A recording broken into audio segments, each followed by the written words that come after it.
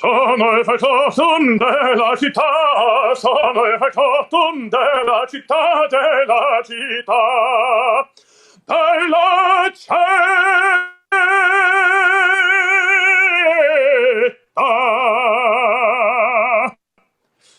I'm Lucas Meachem. I'm an opera singer, and this is another podcast of Awesome Vegans. Oh my gosh, what a treat we have in the house. This is so fun. Lucas Meachem, thank you for joining me on Awesome Vegans.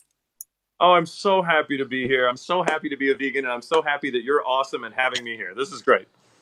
This is wonderful. Okay, I'm going to just sing your praises, ha, ha, ha, and tell everybody a few of your accolades, and then I'm going to let you take it because you have such an interesting story. So just this year alone, in the 2018 to 2019 season, you have been performing at the Michigan Opera Theater. You've been twice at the Met. You've been at the Washington National Opera Theater doing Traviata. You either have or you're about to perform back in your hometown of the state of North Carolina in Chapel Hill. And I think you're going to be in Napa Valley come July for Opera Under the Stars. And you're also in Canada now in Toronto doing La Boheme. I am coming to you from Toronto right now, and I'm right in between some shows. I'm sandwiched right in the middle of some shows, and I'm so happy I had time to do this. This is great. Well, I'm thrilled as well. So, of course, we want to get into why you're vegan, how you went vegan, how you work vegan and opera singing together. But even before we get to that, I think you have a very fun story of how you got discovered. And it was in, I think, a dive karaoke bar. So maybe you could take us through you as a young, aspiring singer. You're from North Carolina. And how do you land this gig ultimately at the Chicago Lyric Opera that launches your career? Well, to start with, I went to 3 colleges for 8 years, and I have 0 degrees. So, I mean, there's that. So I'm not a great student, but I'm a great singer. So, you know, it all worked out in the end. It's kind of like playing a sport, singing opera. If you're good enough, you can kind of make it really far. So after 8 years of school and 2 years of internship, I got out into the real opera world. And my first job in Europe was in Germany. And I ended up visiting some friends in Paris while I was in Germany. And so we're in Paris on a night that was to be remembered at this point. And we went to a karaoke bar with a bunch of famous opera singers and my friends who I'd worked with in the past. And through them hearing me sing karaoke and also having worked with them in the past, I ended up getting hired for this job where this baritone canceled last minute, and they needed a last minute replacement at the Chicago Lyric Opera. And when they asked this famous mezzo soprano who was singing the lead mezzo role, Susan Graham, well, they said, "Have you heard him sing?" And she's like, "Yes, I heard him sing. I heard him sing in Paris." And, you know, well, what did you hear him sing? And she thought for a second and said, "American Contemporary." And he brought the house down. So that's where my big break in opera got started, is that karaoke night in Paris. It led to my big break at the Chicago Lyric Opera. And really what you were singing when you were singing karaoke, I guess we're calling it American Contemporary to please the folks at the Lyric Opera, but really you were singing R. Kelly, "I Believe I Can Fly." I was singing, yes, "I Believe I Can Fly," and Billy Joel, "Piano Man." So those are contemporary American composers, those guys, apparently. Yes, well, they are now. They are in your history. Exactly. Well, okay, so here you are, this guy from North Carolina who's kind of hobby fishing and not thinking about his diet and you know, just coming from the South, and you get turned on to vegan. This is such a great story. Tell me how you entered and then what you learned once you got into the world of vegan. Well, I mean, it starts by from a guy that is a typical Southern guy, where if there's not meat on the plate, it's not a meal. You know, that's how I grew up. And, you know, my mom would make green beans with ham hock in it. The potatoes had ham, you know, or bacon fat, you know. So, I mean, this is how I grew up. And it just took me a while to sort of wake up. So about 3 years ago, a little over 3 years ago now, I met the woman of my dreams, and I asked her to travel the world with me, and she said, "I'll do it, but you better get some life insurance." So I had a doctor come to the apartment in New York City and take my blood and everything to sort of get evaluated for what sort of life insurance I qualified for. And he came back to me with the results of very high cholesterol. And she said, but no problem, I'll give you a pill for this. And I thought, I'm not even 40 years old. I'm not about to take a pill for my cholesterol. Let's look into other things. And my wife had been vegetarian since she was 14. Well, my now wife, a wonderful woman. She said, you should consider veganism because there's a lot of bad things in animal fats. And I thought, well, let me give it a shot. If I can fix this through diet, I'll give it a shot. And so I went sort of vegan for personal health reasons. And I was sort of 1 foot in, 1 foot out. And then she showed me a documentary called Earthlings. And I didn't make it a third of the way through the film, and I went vegan that moment. I've been a vegan ever since. And so that was sort of what led me into it, was a selfish reason, a personally selfish reason, which is my own personal health. And then the more I learned about the environmental impacts of animal agriculture and factory farming, and then it really solidified that choice. And then I started learning about the practices and the animal abuse that occurs on these farms. It became this trifecta of veganism, that these three things put together the pillar of my culinary life and my dietary life. Yeah, I love what you say. You ask so many people, why did they go vegan? And they say, well, they saw Earthlings, and that's kind of an entryway into it. Or just as you said, their doctor said, hey, look at your cholesterol numbers. This is not a great future for you. But what I love about you in particular is that a lot of people stop with the health. So they'll say, sorry, fixing a couple of things on the computer screen. They'll say things like, well, I think Tom Ford is a designer who recently was written up in the New York Times, but he says, well, I'm just doing it for my health. And they kind of stop there. But I love that your discovery into veganism, you went full boat. You're an animal lover, but previously hadn't connected animals and farm animals. And so you just didn't stop with your cholesterol numbers. You kept going. Yeah. It was, it's all a journey, and everybody has their own journey. But I guess the biggest thing that I'm into now is that I'm trying to align my life decisions with my morality. And I would never do what these animals have done to them myself. If I saw a pig in the street suffering, I would help that pig. Everyone would, I think the vast majority of people in the world would. And so to say that if we put up a wall behind that suffering pig, it's okay, is just, I don't know. The issue I'm running into these days is I'm running into issues that people, my most recent Facebook fight actually was about, sort of picking one thing to have as something we want to fix. It's like I talk about veganism. People say, well, what about the poor farmers that grow your quinoa? And I'm like, okay, let's talk about that too. But we don't have to compartmentalize these issues. We can have more than one issue at a time. And I'm struggling with that these days. I'm struggling with having conversations with meat eaters that are open and honest, because I get so much pushback from them when I just say, you're hurting these animals. Your decisions are hurting these animals, whether you want to or not.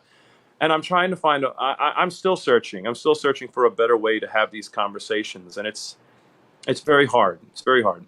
I love the fact that you're having them, first of all, and that you're not hiding in a corner and just saying, oh, just don't pay attention. It's just little old me eating my vegetables. But, I'm just in it for my health. Don't mind me. I love that you're getting out in the trenches.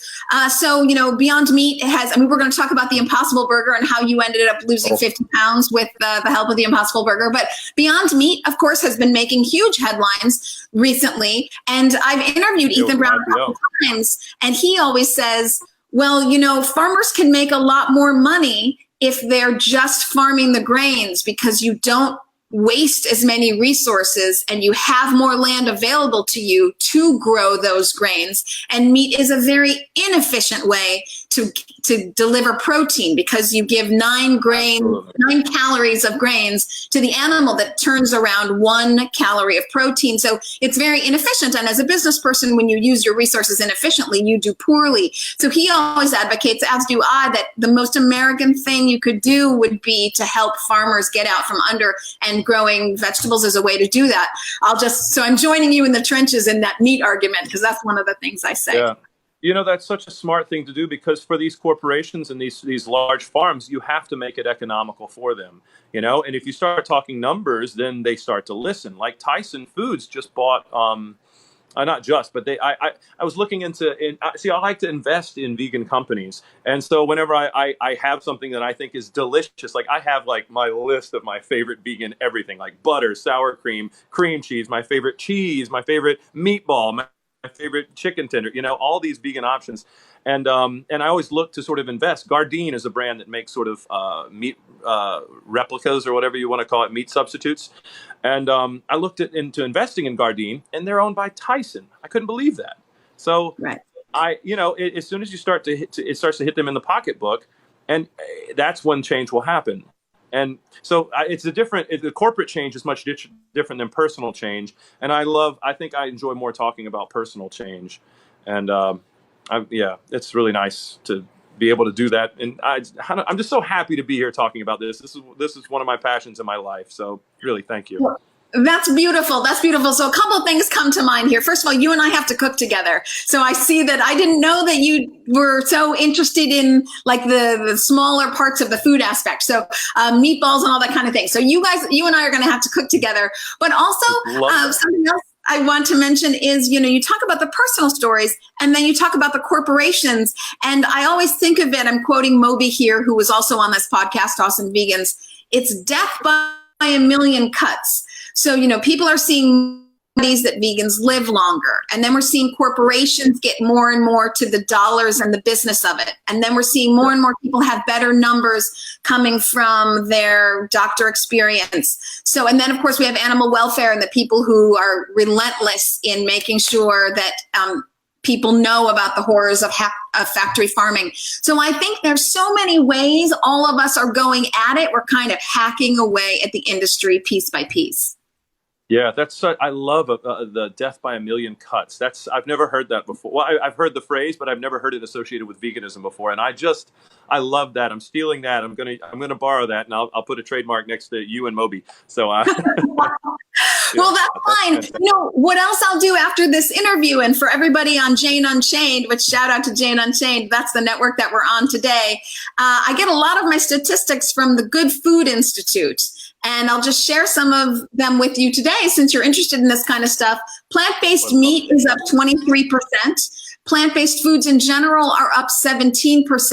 In 2017, this is my favorite statistic, Grubhub, this isn't even 2018, this is just 2017.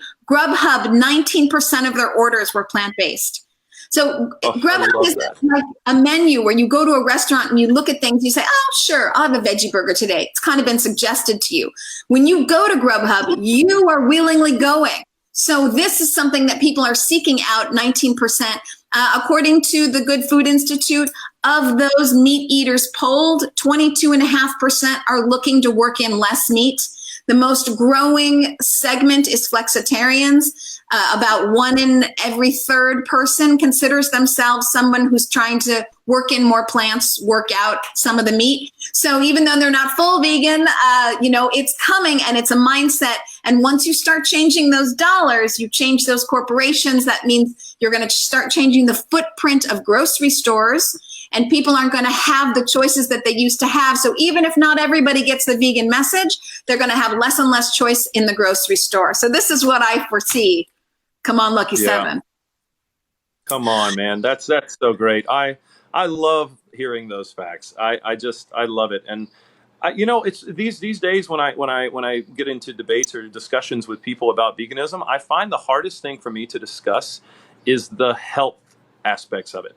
Because for one website that says veganism is very healthy, there's another website that says a diet like the Atkins diet or the paleo diet is also very healthy. So there's all sorts of misinformation and real information out there. So what I always come back to is say there's no way to argue with animal welfare. You can't argue with the abuse that goes on in these places. And so but that's also the hardest thing to talk about. So I guess that's my challenge for myself these days, is learning how to have that conversation with people in a productive way that doesn't make them feel like the bad guy for their choices.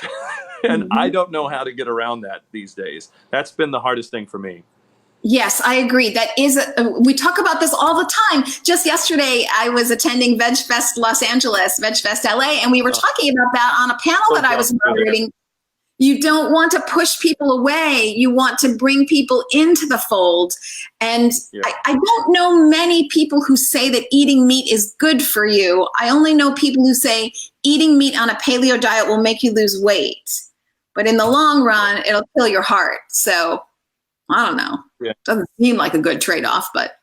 Yeah, I always try and search, like when I'm searching on Google for any facts or something, I always kind of like try to meet in the middle with my facts, because I find that even if the facts are brought down from like a What the Health website or Cowspiracy, you know, those even if it's down a little from that, if it's not 51% of carbon emissions in the world, if it's even 40 or 30, that's still a ton of carbon emission that the animal agriculture, that factory farming is causing. That's still an incredible number that, if you recycle, you obviously are conscious of that. But, if you became a vegan, you could throw all your cans in the trash and you'd be doing better off, So anyway, it's just nice to talk with like-minded people, because other than my wife, I don't have that many around me. Well, so I wanted to ask you about that. Originally, you're from North Carolina, and now you're in the opera world. I see very few thin opera singers. So I'm wondering how the community around you in opera to your veganism, and how your friends and folks at home are reacting. Well, like you said earlier, I'm not one to hold my tongue when it comes to my beliefs, and especially if my beliefs are rooted deeply in fact, it's even easier to talk about. So in the opera world, I talk about it with anyone I go out to dinner with, because I'm either with them at some place that has a lot of meat and I'm ordering French fries and sauteed spinach, or I'm taking them to vegan restaurants, which is what I've done the majority of my time here in Toronto, what I do a lot in New York City, and wherever I am in the world, I try and take people to vegan restaurants. And I have a policy of, when I take my colleagues to vegan restaurants, I always pay for their dinner if it's a vegan restaurant, So I'm like, let's do this. I want to encourage them and give them a positive experience. And so, but I have to say that the whole opera singers being large and in charge, they are sometimes, but for the vast majority these days, that has totally changed. And you almost cannot be a very overweight opera singer unless you're in a certain genre of opera, which requires a lot more sound and force than some of the other music. So most opera singers these days are actually quite fit and good looking, skinny, and work out. I actually just rode a bike to and from my rock climbing gym that I've joined here in Toronto. I was climbing not an hour and a half ago. So yeah, opera's really changed its face, I have to say. I have a great picture here of you. This is before you lost 50 pounds. Can everyone see? There you are in full force. So now we're only seeing from your shoulders up, but you can see what a different person you were then. How was it to lose 50 pounds? Like, how did that go for you? It was so easy. Well, I never told you the result of me going vegan and having high cholesterol was 5 months later. I had a blood test again. My cholesterol was too low. They said you need to put more fats in your diet, like avocado, nuts, oils. So I did, and my cholesterol right now is perfect. My blood pressure, everything is perfect, and I couldn't be happier. So I lost the 50 pounds. I might have gained a few of those back, but but it just fell off of me. It really just fell off of me. I mean, there's nothing like a health scare to sort of, kick your butt and get you into gear, But I would like for us to find a way to keep it from being such a selfish thing. It really was selfish of me to go vegan. I need to make myself better. And then slowly I learned about the other things. And if that is a nice gateway, but I wish it could be more about, I wish we could have that and also have this care for these animals that we're born with, that this care for the environment that we learn and we grow up in. There's a bit. All right. That's a great photo you just put up right there. The one on the left is me, 50 pounds heavier than the one on the right. And that's that's probably 8 months apart. Really? Oh my gosh. So you went from the left to the right in 8 months. Yeah. Left is San Francisco, right is Chicago, I think. So yeah, I think those gigs happen. Yeah. I mean, that's something else, and And you know what else inspires me is that little dog on the end of that leash right there on the picture on the right. It's our little rescue dog. We found him in the streets of San Francisco, and he was just in the middle of the street, and we found him and tried to give him back to the Humane Society, and for whatever reason it didn't work out. We kept going and seeing him and taking him for walks. We adopted him, and he's still with my wife and I today. And he was 13 pounds and malnourished when we found him, and now he's 21 pounds, and we're trying to keep him from being shaped like a bread loaf, and he's not quite a bread loaf, but he's pretty close. But he's a happy little boy, so he's a big inspiration for my animal love. Yeah, animals are a joy, of course. What's his name? Timo. I love that you take him with you. So do you guys drive, or does Timo fly on your lap? He flies, and he flies in a little crate under the chair in front of us. Yeah. He flies. We don't take him to Europe, actually. It's a bit too long of a trip for him, and some of the entry visas for dogs and things are very difficult to obtain in certain countries, but that I go to. But for the most part, he travels with us all around the U.S., but right now he's at home with his mom, keeping her company, because we're expecting our first child in June, and she needs company.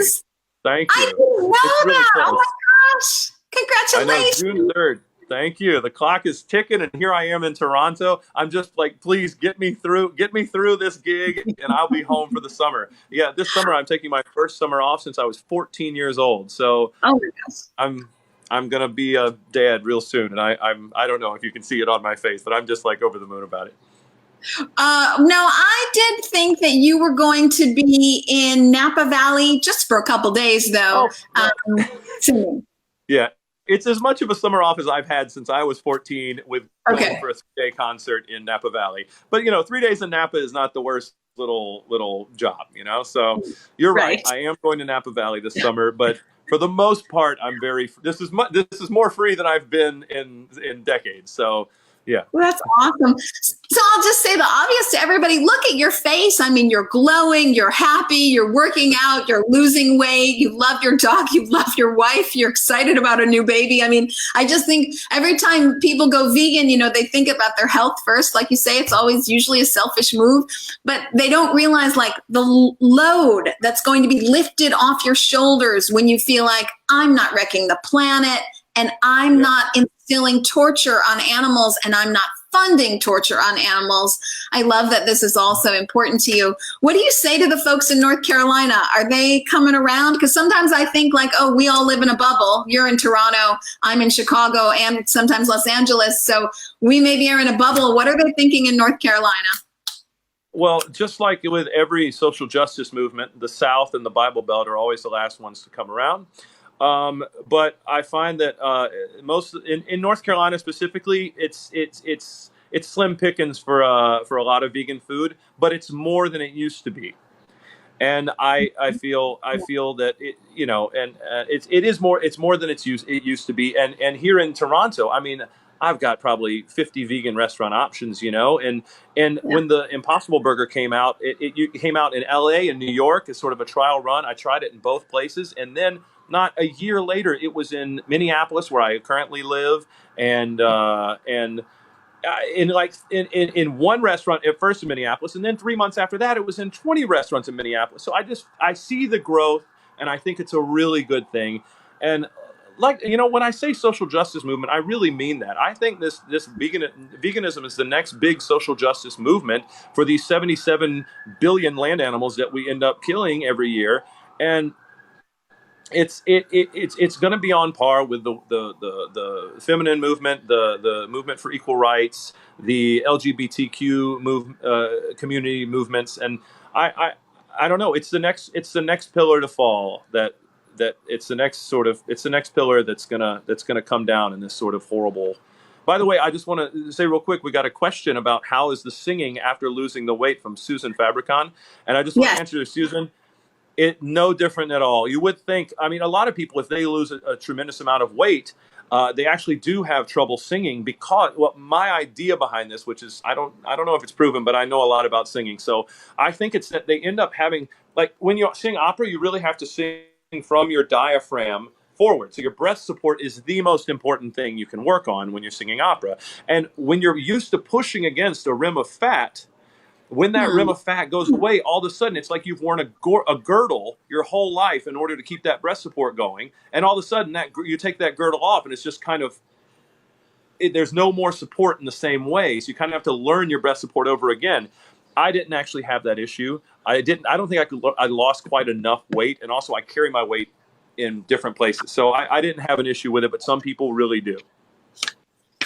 So for you, it was kind of an easy transition, both in your singing career and also the food choices that you have. Or tell me about, like, I understand mentally you decided to go vegan, and then how did you make that happen? Talk to me a little bit about your Impossible Burger diet. Okay, well, it wasn't an Impossible Burger diet where I was having it every day. I do try and have an Impossible Burger before every show because it's full of so many wonderful good things that just give me energy for the night.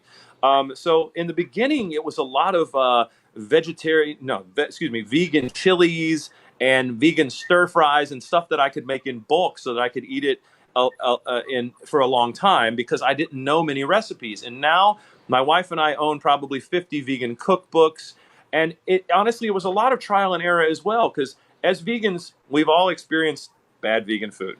And that's sort of the, what do you call it? It's the thought process. A lot of people think vegan food is gross, it's disgusting. And you're right. Sometimes it is. Just like sometimes meat's disgusting too. You know, sometimes vegetarian food with eggs and cheese are disgusting too. You buy something that's off, it's off no matter the genre of food. But then through trial and error, I figured out what I love most, my favorite brands. My favorite almond milk is Califia almond milk. I've gotten into oat milk now. Chow cheese is my favorite cheese to make grilled cheese sandwich with. I love Earth Balance butter. The mayonnaise I use is, I'm forgetting it right now. It's the blue top. Anyway, every single food item that I like to eat is my favorite version of that food. So now I've gone through all the trial and error, and I just go to the grocery store and get what I love. So are you a cook? Do you cook at home? I do cook, but my wife now loves cooking vegan, and it's such a relaxer and a de-stressor for her that I do let her do most of the cooking. And honestly, we're totally different in our cooking style. She cooks according to the page, and she will not vary. I mean, she will. I'm like, if it says tablespoon of oil, I just go boop, tablespoon. You know, she is measuring it out. I like to taste things, and then eventually add a few things here, add a few things there, and say, oh, that's going to improve it. And so, yeah, I do like to cook, but I don't do it as often as I'd like to. Okay. So let me ask you a couple questions, and these are sort of my quick and down and dirty questions. When you're in a rush and you don't have a lot of time and maybe your wife's not around and you've got to grab something, what's your favorite snack? A banana. Oh my gosh, good for you. Good for you. Yeah, you can find it anywhere. It comes in its own package. You know, a banana is definitely, but also it also serves a purpose for singing in the fact that sometimes as you sing, your larynx raises a little bit, your jaw gets a little tense, and you need to sort of, when you swallow, it relaxes all that. And when you swallow this mushy banana you've chewed up in your mouth, it really just relaxes everything. So in every show at intermission, I eat a banana. Really? Oh, yeah, I love that. It's very bland. Yeah, so it's not going to affect your singing. So it's I don't know, every show, intermission, that's what I'm doing. Okay, so you try to have an Impossible Burger before every show and then a banana intermittently. So I've interviewed a lot of singers over the years, and do you know Kurt Elling? Kirk Elling? No, I can't. Jazz singer. I'm out of your realm here. He's a jazz singer. Yeah. Okay, anyway, so he always has enchiladas in between sets. So everybody's a little different. Ella Fitzgerald always had hot dogs, gross as that could be, before she would sing. And I've also interviewed Renee Fleming, who's just a wonderful person. I don't know if you've met her with the Chicago Lyric Opera, Renee Fleming. I've met her lots of times in lots of places. She's fantastic. She's the best of us. She really is. She's a beautiful person. It's true. Okay. So I know your wife likes to cook, so you can kind of cheat on this. You can say, well, like, I didn't make it myself, but it's my wife's meal. What, if you've had a super busy day, what can you walk through the door and always make in 10 seconds flat, or 10 minutes, and it's good? What's your one go-to meal that you yourself can cook, or maybe she cooks?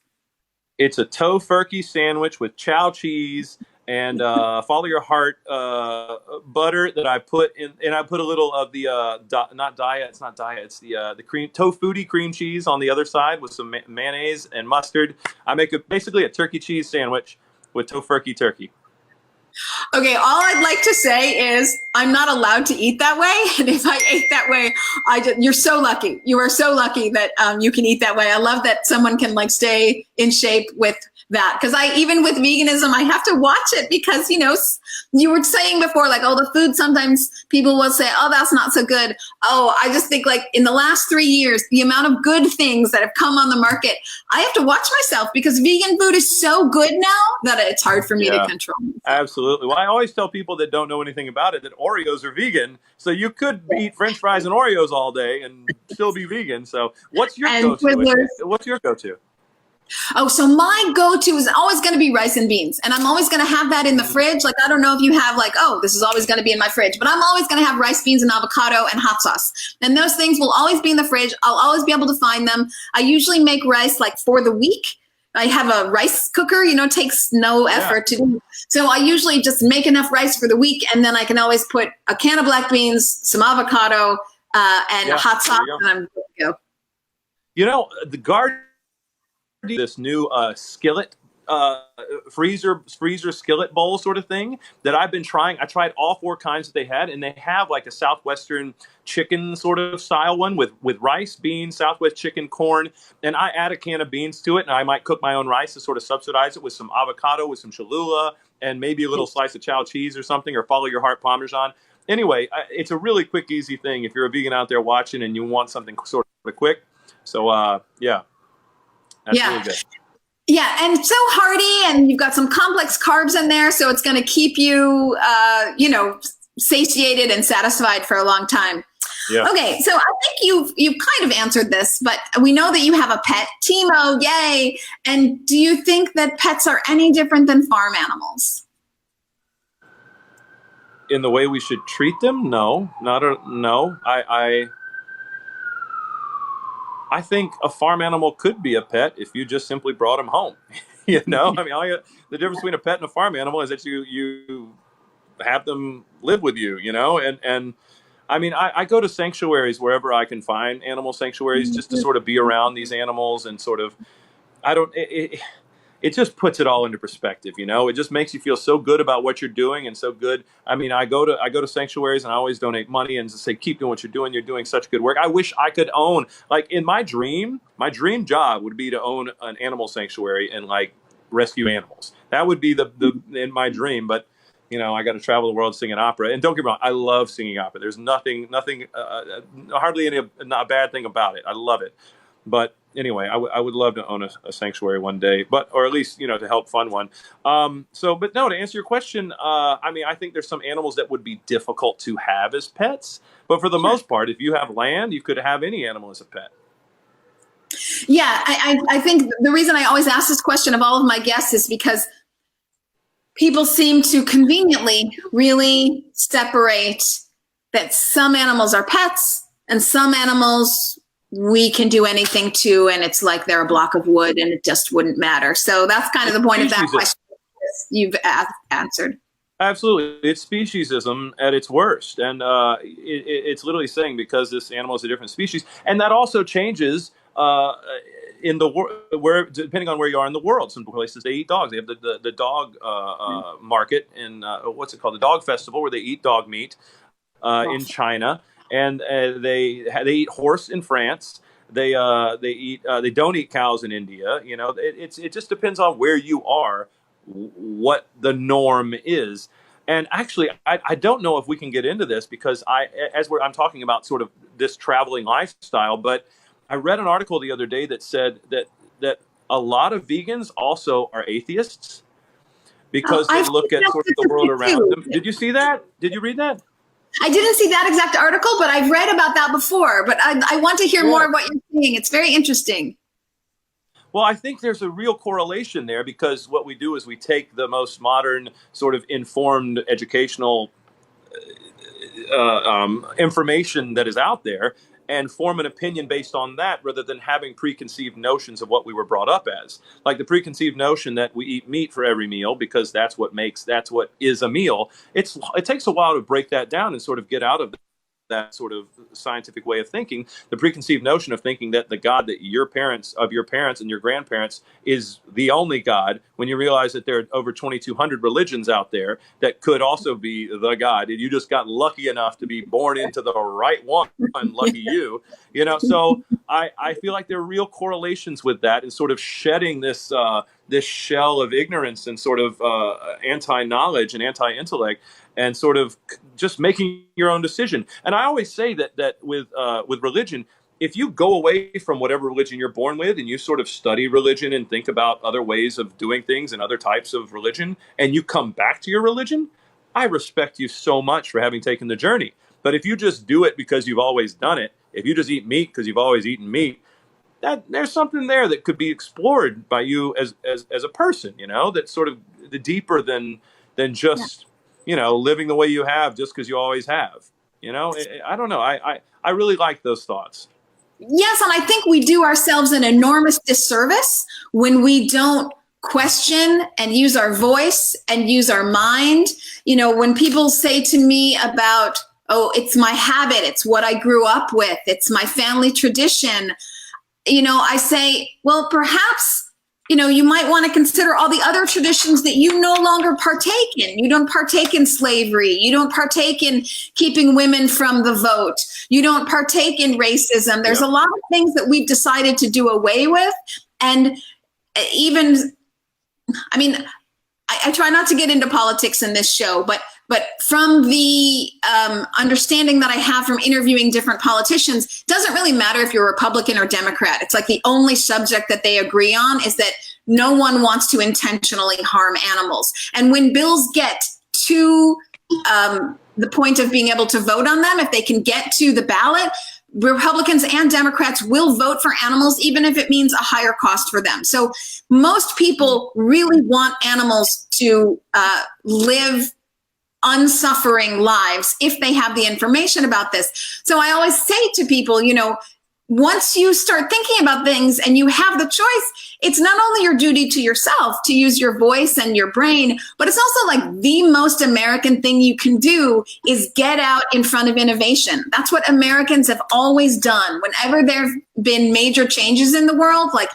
Germany created the car, but we actually scaled it up and made it for the world. The internet, that's us. So here we are, the world crisis. We have an environmental crisis.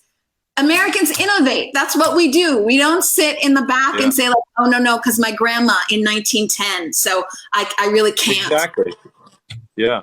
And it's happening. Innovation is happening with Tofurkey, with Beyond, with Califia, with Impossible.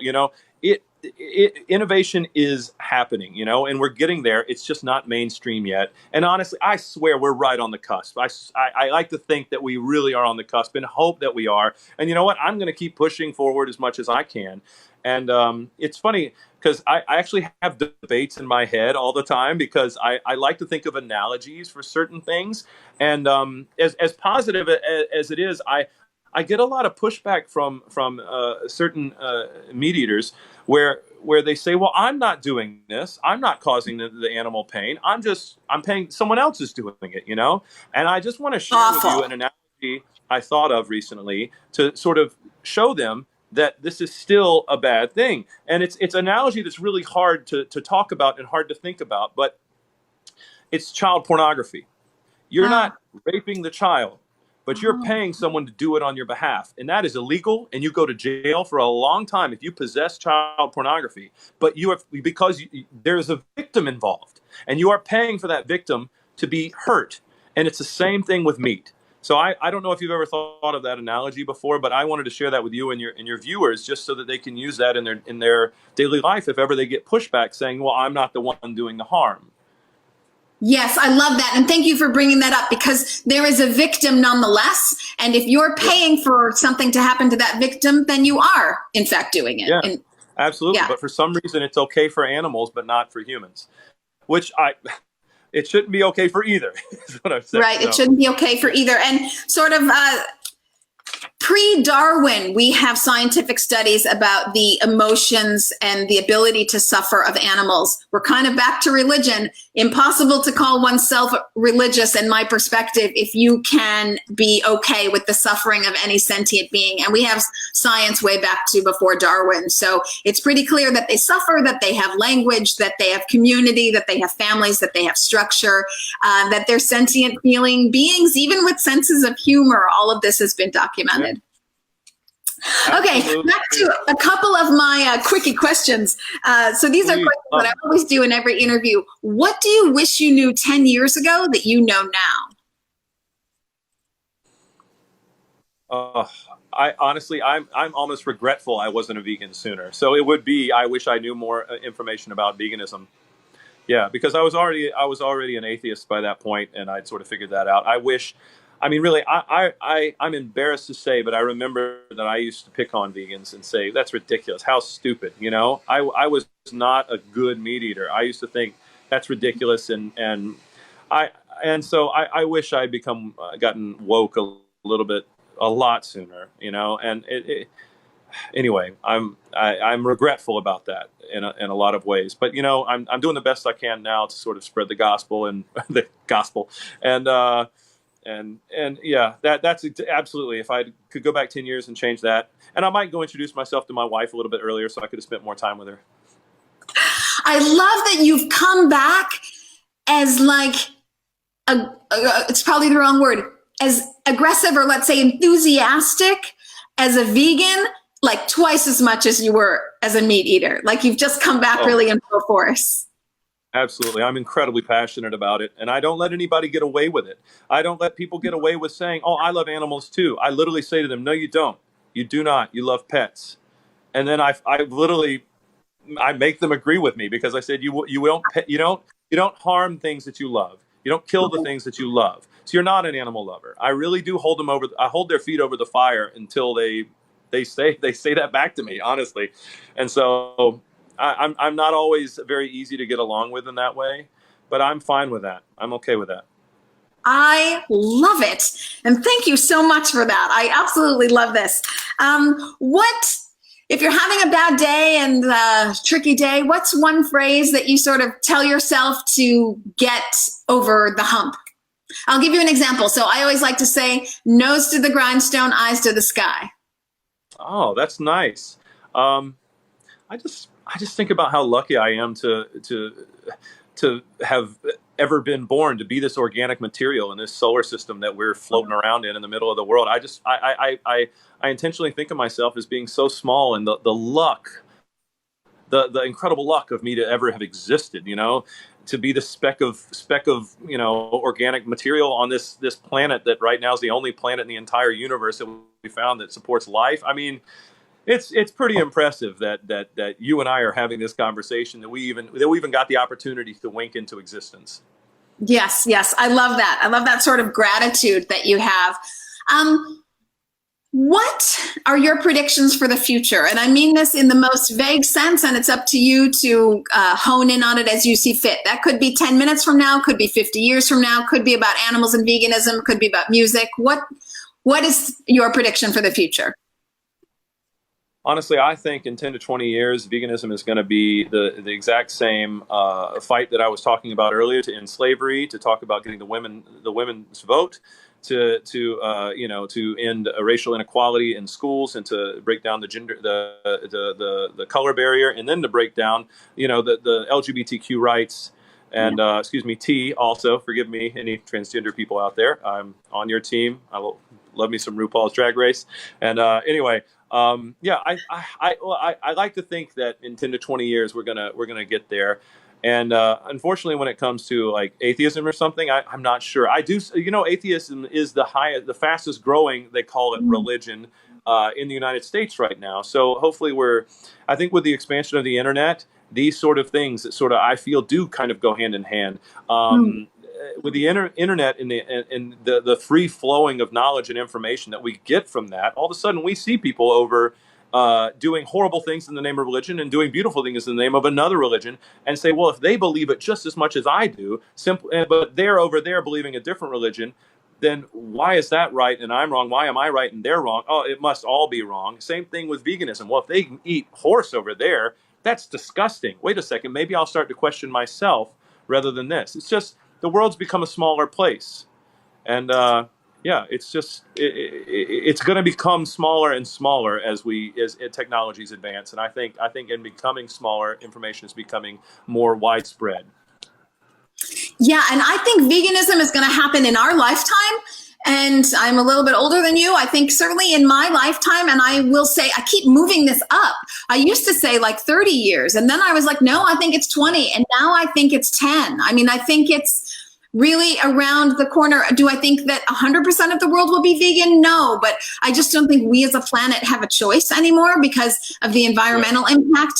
And you know, social media is a wonderful thing, and people have been very influenced by social media and what we're putting out about factory farms. I mean, you've been wonderful on your Baritone blog. You talk about how you as an opera singer, it's very important for you to not contribute to environmental detrograde and also to the harm of animals. So, you know, all these voices coming out on social media, I think it's taking a large impact, and it's changing how people vote because they vote with their dollars. And so when people spend their money, breakfast, lunch, and dinner on vegan items, they're changing then what corporations are going to make. And when corporations make different things, we see different results in the grocery store. So remember that, people, you have the power right in your hot little hands. Even if you are not a baritone singer, you can vote every day at breakfast, lunch, and dinner to have a better planet, to be kind to animals, and to be good to yourself, to give yourself that conscientious break from all that suffering, and of course to give yourself a health break, and then to be good to animals. So I think it's coming sooner and sooner every day. Yeah. Slow clap for you. That's fantastic. That was inspiring. Oh, you're so wonderful. Well, okay, I do want to have a shout out to you who flies all over the world. Give me some of your favorite vegan hotspots. Right now you're in Toronto. Where are you spending your time? Okay, there's a new vegan restaurant here. It's a chain, actually. There are 3 restaurants. They're called Planta. It's Planta on Queen Street. Is the Asian-inspired version of it. And I got to tell you, there is a dish there that knocks my socks off. It is a truffle cream udon noodles with mushroom and spinach. It is out of this world. Oh, my God. Though I have to say, I think my favorite vegan restaurant I've eaten at in the world is in Madrid, Spain. It is a hole in the wall, and it is owned by this guy who is a chef/magician. It's entirely vegan. It's called Llanten. It's Llanten. It is, and it is on. I mean, I even looked up reviews for his place. I found like 1 review, and I'm not a guy that goes in for if you've got, you know, beautiful oak stained wood walls and the waiters are all in jeans and a black shirt done up perfectly and the plates are $100. You know, I don't care about that. I'm all about my taste buds enjoying it the most. And this place you'd walk into and think, I don't know if I should be here, but damn, I'm telling you, it's this guy is a genius. He's a genius. If I could, I would bring him over to the United States and help him open a restaurant. But you know, he's got his own thing going over there, and he advocates for the bulls and the bullfighting. He goes into the rings and protests with his. He's got a group over there that does that, and anyway, yeah, that's probably the best restaurant I've eaten at. I mean, there's so many out there. You know, New York City, I love Peace Foods. I love Blossom Cafe. There's what's her name? She did One Cupcake Wars, and she has some places there. Oh gosh, I can't remember her name. Yes, no, I know who you mean. She won Cupcake Wars. It's her cafe. As a vegan. Yeah, exactly. But she's got several of them now. In Minneapolis, honestly, I live in Minneapolis. There's this pizza place called Pizza Luce that does real Neapolitan pizza with vegan cheese. There's a vegan butcher shop in Minneapolis called the Herbivorous Butcher. And so all they have is vegan meats that they make, and they'll slice you up some vegan ham and give it to you like you're in a butcher shop. So they make this pepperoni and this sausage, and they use it on their Pizza Nea. It's not Pizza Luce, it's Pizza Nea, but Pizza Luce also has stuff. Anyway, I mean, I could go on. We could talk about this for an hour, all the restaurants that I love to eat at around the world.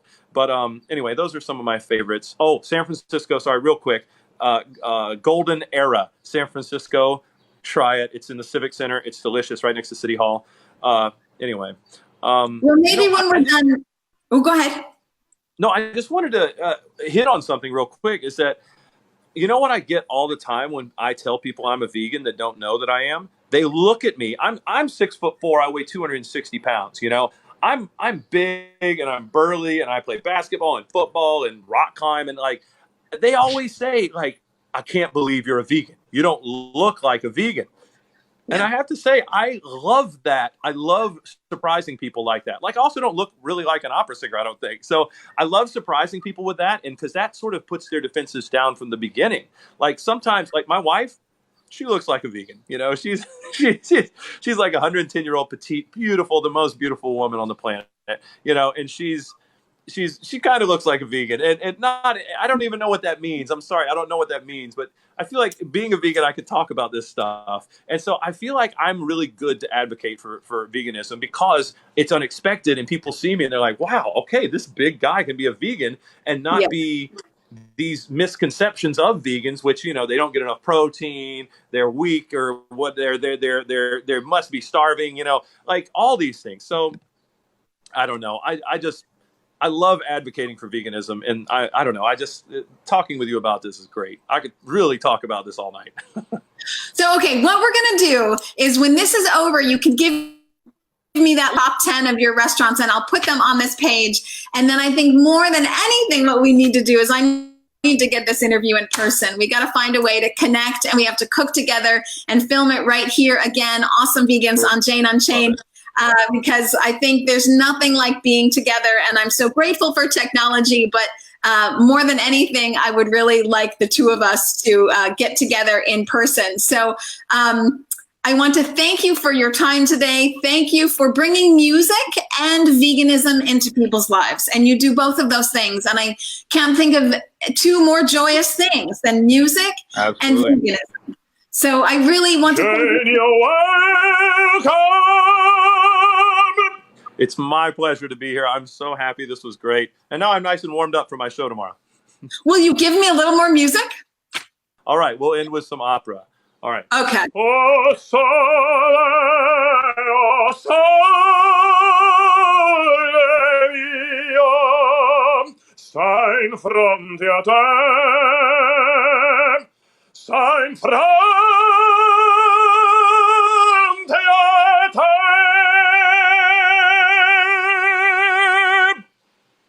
Wow!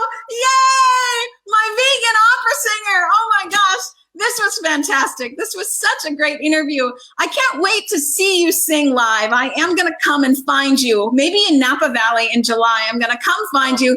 I'd love to hear you sing, and I'd love to get this interview all over again, quite frankly, and maybe in front of some food and us cooking together live, because you're just a wealth of information and certainly so passionate. So I just want to thank you, Lucas Meachem, for being with me here today, for bringing music and veganism to people, and keep on rocking out.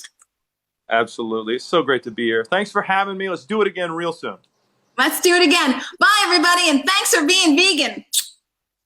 Mwah.